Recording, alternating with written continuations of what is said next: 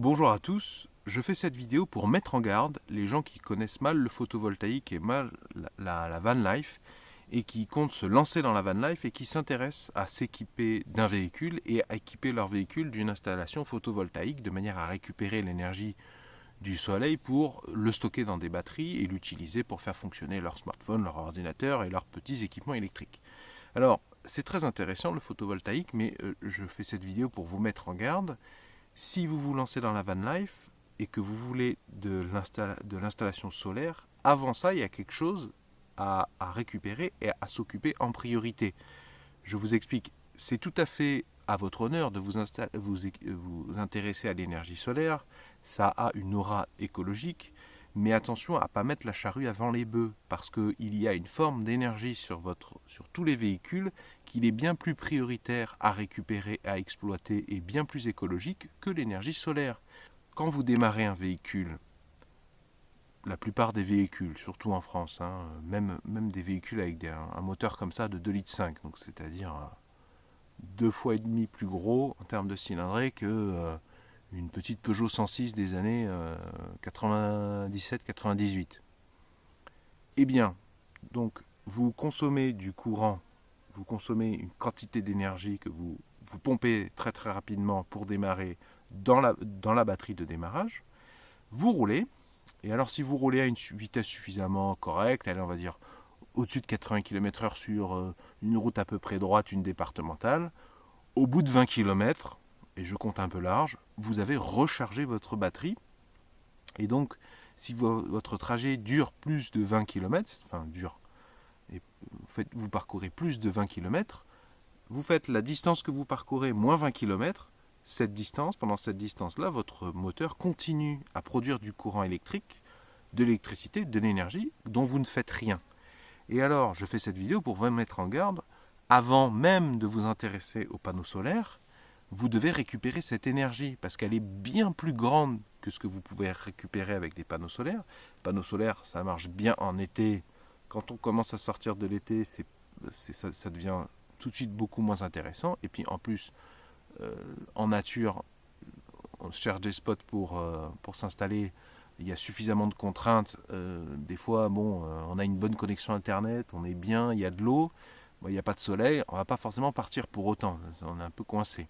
Tandis que la forme d'énergie dont je vous parle, c'est l'énergie produite par l'alternateur, eh bien, elle est récupérable beaucoup plus facilement que l'énergie solaire. Parce que pour installer une photovoltaïque, il vous faut au minimum des panneaux solaires, il vous faut fixer les panneaux solaires la plupart du temps sur le toit. C'est des contraintes, il faut réfléchir. Peut-être même que selon ce que vous allez utiliser comme solution, ça va nécessiter du sicamarine, des joints d'étanchéité pour conserver une bonne étanchéité, même quand il y a des pluies diluviennes, malgré des panneaux solaires fixés sur votre toit. Peut-être que vous allez opter pour acheter une galerie, la galerie traditionnelle, parce que c'est intéressant de foutre les panneaux solaires sur la galerie, puis le cas échéant un jour, vous avez besoin pour un déménagement ou que sais-je, vous déposez les panneaux solaires pour mettre votre galerie, ça dépend des choix. Il y a aussi, il faut faire des frais pour acheter les connectiques, pour relier les panneaux solaires à un régulateur.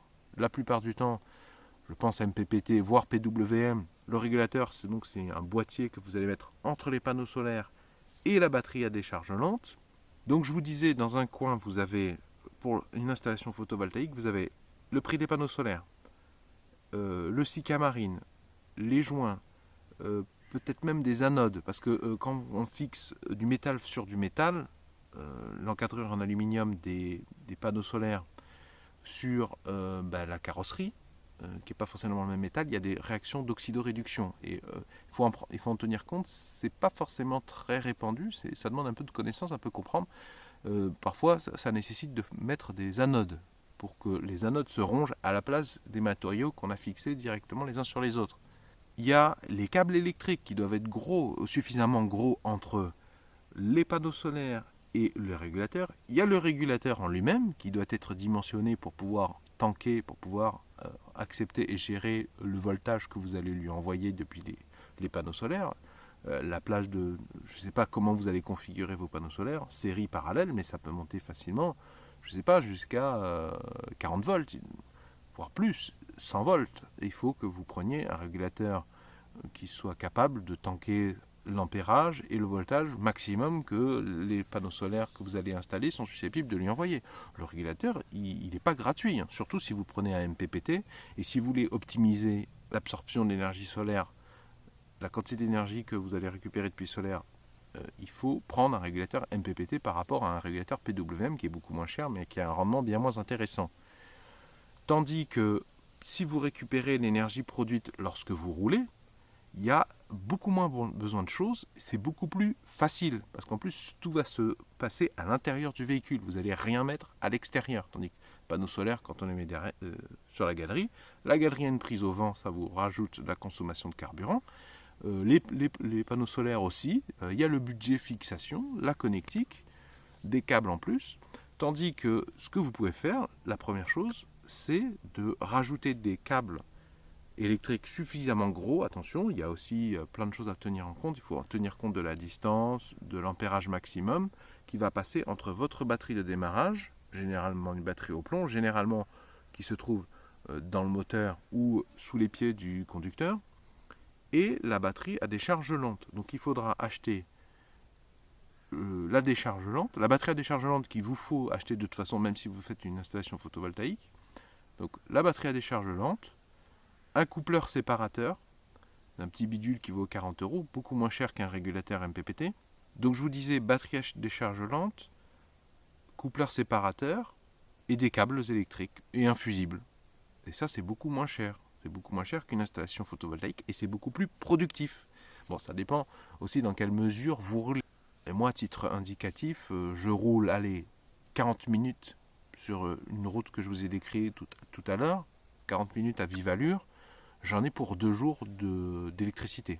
Je travaille le matin et l'après-midi sur mon ordinateur, je travaille pas mal. J'ai un smartphone récent, un Huawei P20 avec un chargeur rapide. Enfin, je lui donne suffisamment d'ampérage, donc je convertis le 12 volts en 5 volts avec un ampérage suffisant.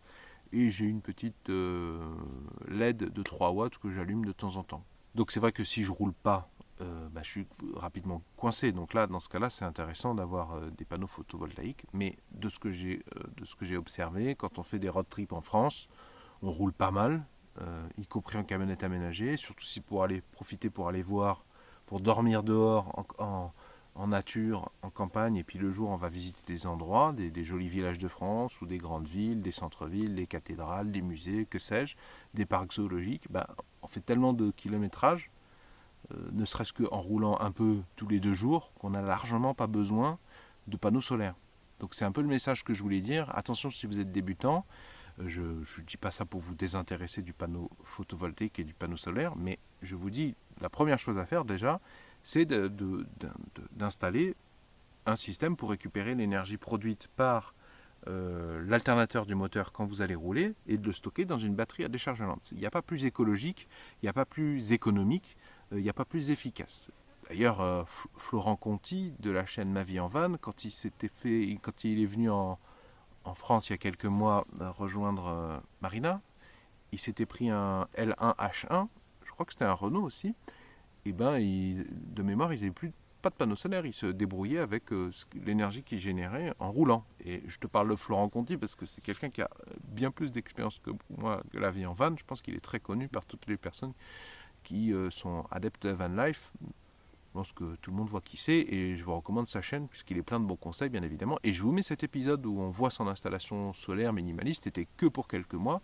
Mais je pense qu'il n'y aura personne de la van life, personne des personnes qui sont plus aguerries que moi qui me contrediront sur ça. La première installation solaire à faire et la plus économique et la plus écologique, c'est ça. C'est récupérer l'énergie produite quand on roule avec l'alternateur et dans un deuxième temps, venir greffer une installation solaire. Et inversement, moi j'ai commencé par installer des panneaux photovoltaïques. Et c'est complètement stupide parce que ma première, même si elle était pas mal, ma première installation photovoltaïque, elle m'a permis une autonomie. Je ne récupérais pas toute l'énergie, les quantités fabuleuses d'énergie produites par mon moteur quand je roulais. Et donc, je me suis retrouvé à démonter mon installation photovoltaïque, installer l'installation de récupération de l'énergie de l'alternateur et je vais devoir réorganiser mon installation photovoltaïque pour rajouter effectivement quand je reste 3 jours, 4 jours au même endroit. Bon là au bout du troisième jour en général ma batterie elle est vraiment, le ordinateur coupe, j'ai plus assez d'énergie à part si j'ai fait 200 km il y a 2 jours. Mais du coup pour gagner en autonomie, maintenant dans un deuxième temps j'imagine une nouvelle installation photovoltaïque. Et puis aussi, une installation photovoltaïque, il faut bien penser que on n'est pas obligé de fixer ses panneaux. Moi, je connais plein de vanlifers, ils ne fixent pas leurs panneaux. Bon, alors, c'est un peu gênant parce on ne peut pas avoir trop de câbles en 12 ou 24 volts à cause de la loi d'Ohm. Mais du coup, quand tu as 2, 3, 4 mètres à la rigueur entre tes panneaux ou ton panneau solaire et ta batterie à décharge lente, tu peux l'incliner, tu peux le mettre sur le toit, sur le côté. En gros, tu peux suivre et t'adapter un peu mieux au terrain. Parce que quand tu arrives avec des panneaux fixes ou juste un truc simple pour faire une inclinaison sur le toit, c'est pas forcément ce qui est le plus adapté à la nature.